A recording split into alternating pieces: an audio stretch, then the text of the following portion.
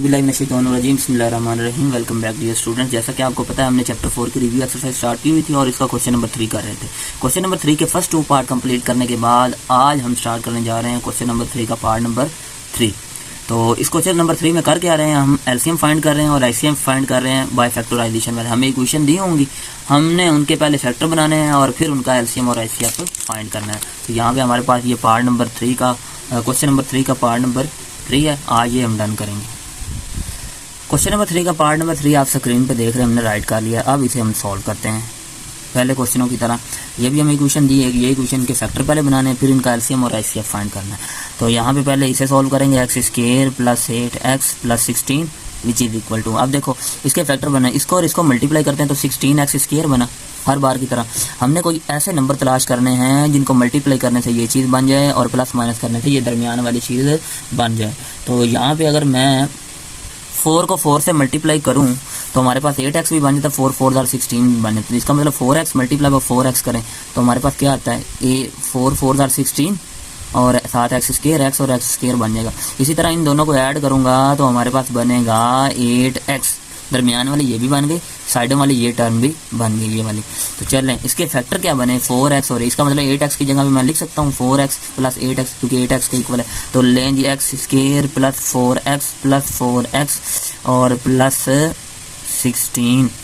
Next in दोनों में common क्या आ रहा है, x आ रहा है। जो चीज़ कॉमन निकालते हैं डिवाइड करते हैं, इधर x रह गया इधर 4 आ गया, प्लस 4 दोनों में कॉमन आ रहा है, डिवाइड करेंगे x आ जाएगा, इसको इस पर डिवाइड करेंगे हमारे पास 4 आ जाएगा। ये और ये चीज़ सेम है, हमारे फैक्टर ठीक है। एक दफ़ा ब्रैकेट वाले लिख दें, एक दफ़ा विदाउट ब्रैकेट लिख दें।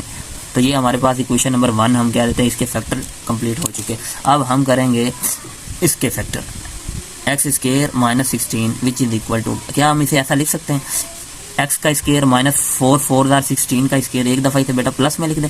फार्मूला आपको पता है, a का स्क्वायर माइनस b का स्क्वायर किसके इक्वल होता है, ठीक है। तो वो होता है हमारे पास, एक दफ़ा प्लस में लिखते हैं, एक दफ़ा माइनस में लिखते हैं, यह बात आपको याद है। तो इसी तरह मैं एक दफ़ा इसे प्लस में लिख देता हूँ, एक दफ़ा माइनस में लिख देता हूँ। ले जाइए इसके फैक्टर बन गए, ये इक्वेशन नंबर 2 बन गई।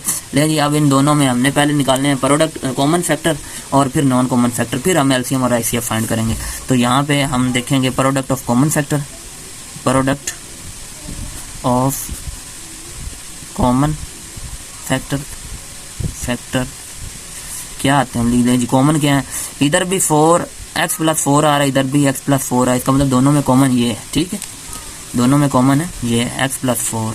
अब नॉन कॉमन क्या है, जो बच गए, एक ये बचा है, एक ये बचा फैक्टर, तो ये नॉन कॉमन फैक्टर है। तो non common factor product of, ये प्रोडक्ट इधर लिखना है, ठीक है, प्रोडक्ट ऑफ भी डालेंगे, नॉन कॉमन फैक्टर इधर ऑफ भी डालना, ठीक है। यहाँ पे फिर क्या है हमारे पास x प्लस 4 है ऊपर, नीचे क्या x माइनस 1 बचा, x माइनस 4 बचा, तो ये हमारे पास नॉन। अब लें जी एलसीएम और एचसीएफ। लें जी एचसीएफ क्या होता है, एचसीएफ वो होता है product of common factor, product of common factor, okay हो गया।